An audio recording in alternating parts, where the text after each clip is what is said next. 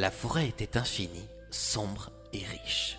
Une variation de bruits sauvages se répercutait dans l'air. La plupart venaient de petites créatures, comme lors de sa toute première rentrée aux côtés de Dingo. L'intensité de ces bruits n'était pas la même. Ces êtres invisibles maîtrisaient le bruissement des feuilles et des branches. Au fur et à mesure de ses pas, un chemin se révélait pour Justicia. Les arbres, comme les ronces, s'écartaient. La jeune fille suivait des feux follets. Se dirigeait-elle réellement vers la vallée des fées? Étrangement, malgré l'ambiance, elle se sentait en sécurité. Pourtant, elle ignorait qu'elle était sur la mauvaise voie. Depuis plusieurs semaines, elle apprenait à se battre tout en négligeant un pouvoir qu'elle possédait avant d'arriver à Britannia, celui de pardonner. S'apprêtait-elle à le perdre définitivement? Les feux follets la firent sortir de la forêt et s'arrêtèrent brutalement. L'aube s'apprêtait à se lever. Mais avant que la nuit s'en aille, une étrange petite lumière blanche se dirigea sous le nez de la jeune fille. Il s'agissait d'une fée. Elle ne mesurait pas plus de 15 centimètres. En la visualisant, Justicia pensa à Fairy, qu'elle avait rencontrée dans l'armoire enchantée de Dame Sagesse. Cette petite fée lui ressemblait. Elle portait une robe blanche et sur sa tête, il y avait un anneau de fleurs roses. Ses cheveux bruns descendaient jusqu'au-dessous de sa poitrine et malgré sa taille, elle sentait la vanille. « Bonjour, je m'appelle Joie de vivre. »« Tiens, tu es la sœur de Fairy ?» s'enquit Justicia. « J'étais sûre que c'était toi. »« Tu connais ma sœur ?»« Oui, c'est elle qui m'a habillée chez Dame Sagesse, » annonça la jeune fille. « Je ne connais pas cette dame, » révéla la petite créature. « Est-ce que ma sœur va bien ?»« Oui, parfaitement. Elle m'a simplement dit de te souhaiter le bonjour. »« Je suis heureuse de savoir qu'elle vit toujours, » déclara Joie de vivre. « Tu la croyais morte ?» s'interloqua Justicia. « Disons qu'elle a disparu du jour au lendemain, sans laisser la moindre trace. Enfin bref, je n'ai pas beaucoup de temps pour parler d'elle. Le soleil va bientôt se lever, et je ne peux pas me montrer sous ses rayons. Pourquoi? C'est une longue histoire. Je suis ici pour t'aider. »« Comment ça ?» demanda Justicia. « Dans la vallée des fées, nous avons entendu parler de toi, et du fait que tu souhaitais sauver ta maman. Malheureusement, nous n'allons pas pouvoir te donner la faculté de voler. »« Pour quelle raison ?» s'inquiéta la jeune fille. « Tout simplement parce que tu es en train de perdre ton pouvoir de pardonner. Quand tu étais sur Terre, on avait beau te faire du mal, tu excusais toujours ton ennemi en te mettant à sa place. Mais ici, tu t'enfuis au lieu d'affronter une réalité qui est loin de ce que tu imagines. »« Que dois-je faire dans ce cas ?» demanda la jeune fille. « Tu vas devoir accomplir une mission. »« Encore ? Comment ça, encore ?» s'étonna la fée. « Au départ, je suis venue ici pour sauver Britannia.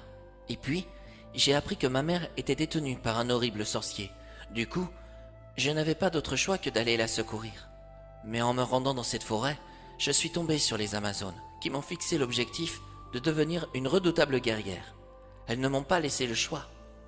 Vais-je réellement réussir à sauver ma mère et revenir chez moi un jour ? » « Ce que tu as appris te servira toujours, » assura Joie de vivre. « Mais il est vrai que tu as perdu beaucoup d'énergie avec les Amazones.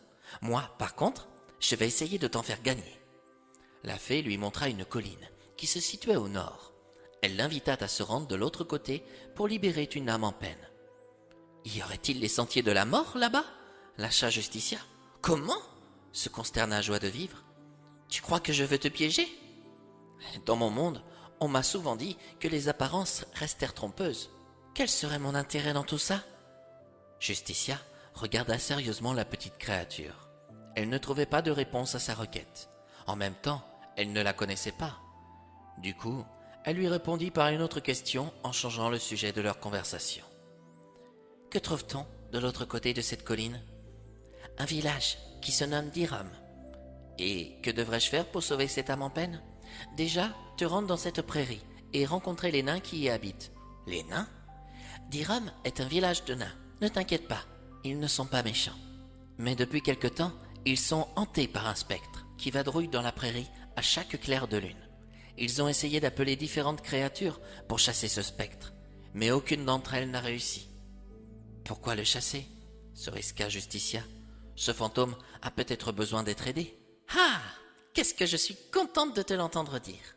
s'extasia Joie de vivre. C'est ce que j'attendais de toi, que tu lui viennes en aide. Il y a donc de l'espoir pour que tu puisses récupérer ton pouvoir. Si tu sauves cette âme en peine, tu le retrouveras. Mais à l'avenir, évite au maximum les Amazones. Dans la vallée des fées, nous connaissons la reine Astéria. Elle est loin d'être ce qu'elle paraît. D'ailleurs, j'ai quelque chose en ma possession qui vous appartient. Cela appartenait à Amiliope. C'est un foulard d'invisibilité qui lui permettait aussi de rentrer dans votre vallée. Dans ton monde, on dit souvent que l'honnêteté ne paye pas. Sais-tu pourquoi? Non. Parce qu'il n'y a plus de magie et parce que les terriens portent plus d'importance à ce qui fait mal que bien. La vérité blesse, mais là-bas, beaucoup préfèrent le mensonge et l'illusion. Certainement parce que sans le savoir, ils ont soif de magie. Tu as peut-être raison. Au contraire, j'en suis sûr. En tout cas, dans ces contrées, c'est tout l'inverse. Plus tu seras honnête envers ceux que tu aimes, plus ils seront protégés par le destin. Ce foulard ne me dit rien du tout. Il va peut-être t'apporter plus de problèmes qu'il n'en faut. Seuls les nains pourront te certifier si tu peux le garder ou non. À toi de faire ton choix.